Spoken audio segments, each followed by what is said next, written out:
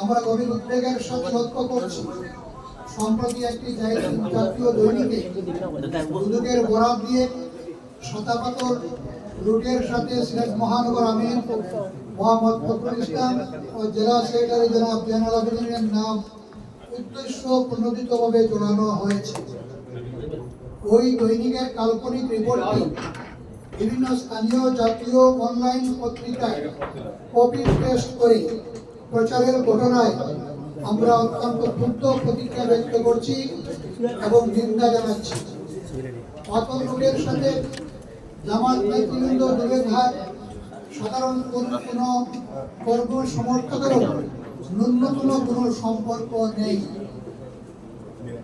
সরকারি ব্যবস্থাপনায় ও বৈধ পন্থায় পাথর কোয়ারি খুলে দেওয়ার দাবিতে সিলেটের পরিবহন মালিক, শ্রমিক ও ব্যবসায়ীদের একটি কর্মসূচিতে রাজনৈতিক দলের নেতৃবৃন্দের সাথে জামাত নেতারাও বক্তব্য রাখেন।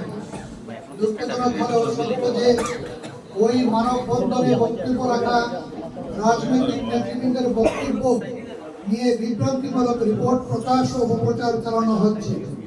অথচ ওই বক্তব্যের সাথে পাথর লুটের দূরতম কোনো সম্পর্ক নেই। ইতিমধ্যে এই বক্তব্যকে কেন্দ্র করে অপপ্রচারের প্রতিবাদে সিলেট জামাতের পক্ষ থেকে বিবৃতি দিয়ে প্রতিবাদ জানানো হয়েছে, যা বিভিন্ন জাতীয় স্থানীয় মিডিয়ায় প্রকাশিত হয়েছে। ওই বিবৃতিতে লুটপাটে জড়িতদের চিহ্নিত করে গ্রেপ্তার পূর্বক দৃষ্টান্তমূলক শাস্তির দাবি জানানো হয়েছে। এই ধরনের অপপ্রচারে বিভ্রান্ত না হওয়ার জন্য সিলেট তথা দেশবাসীর প্রতি আমরা বিনীত আহ্বান জানাচ্ছি। ইতিমধ্যে ওই রিপোর্টের প্রতিবাদ জানিয়ে সিলেট জেলা ও মহানগর জামাতের পক্ষ থেকে বিবৃতি প্রদান করা হয়েছে। দুদকের বরাতে প্রকাশিত একটি দৈনিকের সংবাদে দুই জামাত নেতাকে উদ্দেশ্য প্রণোদিতভাবে জড়ানো হয়েছে। দুদকের রিপোর্টে জামাত নেতাদের নাম আছে, এর কোনো সত্যতা কোনো গণমাধ্যম পায়নি এবং ওই পত্রিকাটি পেয়েছে।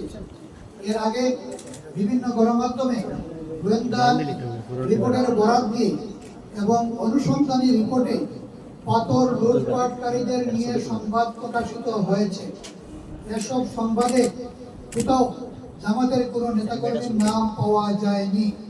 শুধু একটি দৈনিকের ওই ফরমায়েশি রিপোর্টে জামাত নেতাদের নাম জড়ানোর ঘটনায় আমরা বিস্মিত, যা পাথর চুরিতে জড়িত প্রকৃত আসামিদের আড়ালের অপপ্রচেষ্টা ও একটি গভীর ষড়যন্ত্রের অংশ বলে আমরা মনে করি। এই ধরনের কাল্পনিক ভুয়া সংবাদের আমরা তীব্র নিন্দা ও প্রতিবাদ জানাচ্ছি। এই ধরনের অপপ্রচার থেকে বিরত থাকার জন্য জোর দাবি জানাচ্ছি।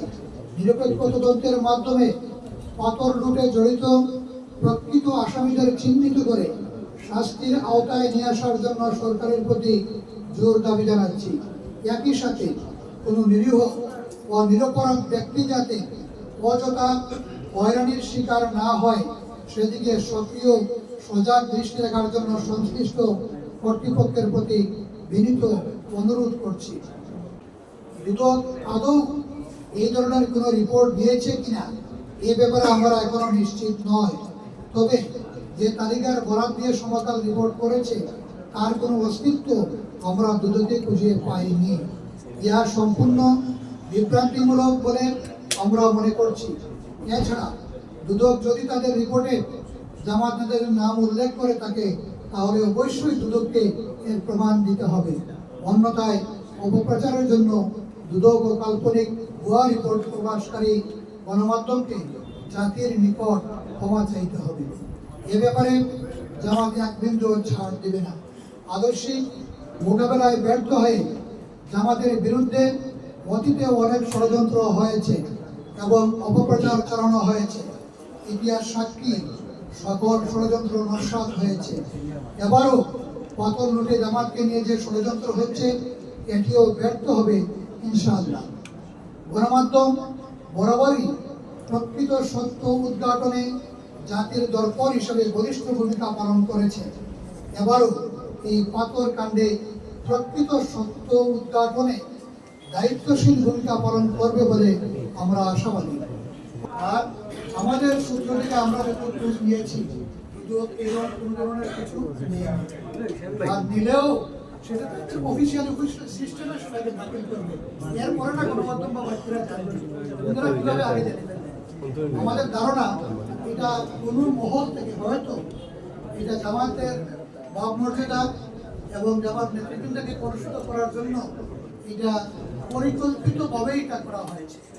আপনাদের কাছে আমাদের আবেদন, আমাদেরকে আপনারা দেখছেন, এখানকার মাটি এবং মানুষের সাথে আমাদের গভীরতম সম্পর্ক রয়েছে। এই কৃষিকাজী আন্দোলনে আপনাদের সাথে আমরা একসাথে আন্দোলন করেছি, কাজ করেছি, আমাদের দ্বারা কায়কটা ক্ষতিগ্রস্ত হয়েছে।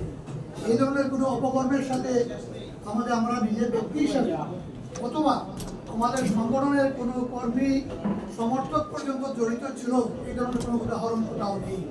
বরঞ্চ আপনারা লক্ষ্য করছেন যে পরিবর্তনের পরে বিভিন্ন ধরনের অবৈধ দখল এবং এই ধরনের বিভিন্ন ধরনের অপকর্ম যারা করছিল তাদের থেকে তাদের এই অপকর্মগুলোর নিষ্পত্তি করার জন্য, অবৈধ দখল উদ্ধারের জন্য আমরা প্রশাসনের সাথে কাঁধে কাঁধ মিলিয়ে কাজ করছি এবং অনেক ভুক্তভোগী অসহায় মানুষকে তাদের সম্পদ, তাদের সেই বিষয়গুলোকে আমরা বুঝিয়ে দেওয়ার জন্য চেষ্টা করে যাচ্ছি।